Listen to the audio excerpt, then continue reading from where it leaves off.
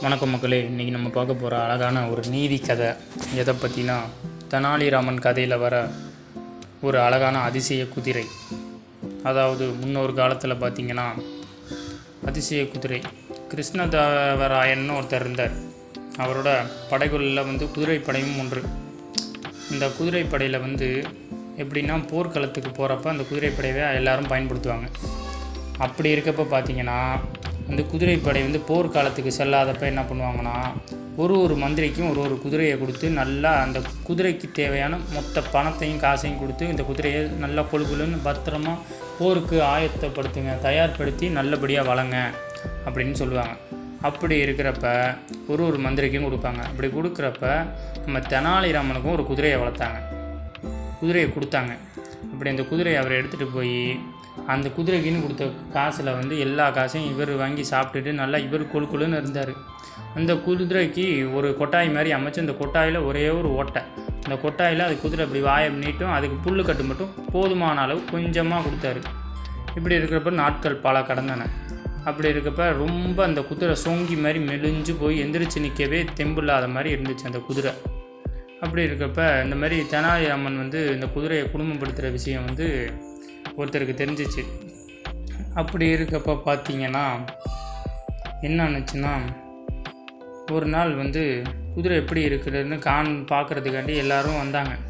எல்லார் குதிரையும் பார்த்தாங்க. எல்லாம் சூப்பராக அழகாக இருந்துச்சு. இப்படி இருக்கிறப்ப பார்த்திங்கன்னா தெனாலிராமன் வீட்டுக்கு அன்றைக்கி போகலை. அப்புறம் ஒருத்தர் பார்த்துட்டு குதிரை இந்த மாதிரி எப்படி இருக்குதுன்னு பார்க்க வரப்போ பார்த்திங்கன்னா இவர் சொல்கிறாரு, தெனாலிராமன் பார்க்க வரலான்னு பார்க்குறப்ப சொல்கிறாரு, தெனாலிராமன் இன்றைக்கி வர வேணாம், என் குதிரை ரொம்ப உடல்நிலை கொஞ்சம் ஆக்ரோஷமான குதிரையாக இருக்குது, அதுக்கிட்ட யாருமே நெருங்க முடியாது அப்படின்னு சொல்கிறாரு மன்னரவையில். ஏன் உன் குதிரை மட்டும் பார்க்கக்கூடாதுன்னு நீ நினைக்கிற அப்படின்னு எல்லோரும் கேட்குறாங்க. அது ரொம்ப ஆக்ரோஷமானதாக இருக்குது மன்னா, அதுக்கு நான் என்ன பண்ணுறது மன்னா அப்படின்னு மன்னர்கிட்ட சொல்கிறாரு. ஏன்னா நம்ம குதிரைப்படை தளபதியை வேணால் அனுப்பி வைங்க அப்படின்னு சொல்கிறாரு. வர்றாரு குதிரைப்படை தலைவர். அப்படி என்ன ஆக்ரோஷமாக இருக்குது குதிரை, நம்ம பார்க்காத குதிரையான்னு தைரியத்தோடு வராரு. பார்த்தா அவரோட தாடி பார்த்திங்கன்னா நல்லா கருகருன்னு நல்ல முரட்டு தாடியாக வளர்த்து வச்சுருப்பார். இந்த ஓட்டை வழியாக அப்படி பார்க்குறப்ப டக்குன்னு அந்த குதிரை அவரோட தாடியை புழுக்கட்டு நினச்சி பிடிச்சி இழுத்து விடவே இல்லை. அவ்வளோ நேரம் போராடுறாரு, விடவே மாட்டுது. இதை பார்த்து தெனாலிராமன் பயந்து போய் மன்னர்கிட்ட போய் சொல்கிறார், இந்த மாதிரி அவர் தாடியை பிடிச்சி இழுத்துடுச்சு மன்னா, விட மாட்டுது. உடனே மன்னர் நம்பிட்டார். ரொம்ப ஆக்ரோஷமான குதிரையாக இருக்கும் போல இருக்குது அப்படின்னு சொல்லிட்டு எல்லோரும் போகிறாங்க. போயிட்டு பார்த்தா அதே மாதிரி அது தாடியை பிடிச்சிட்டு விடவே மாட்டுது கடைசி வரைக்கும்.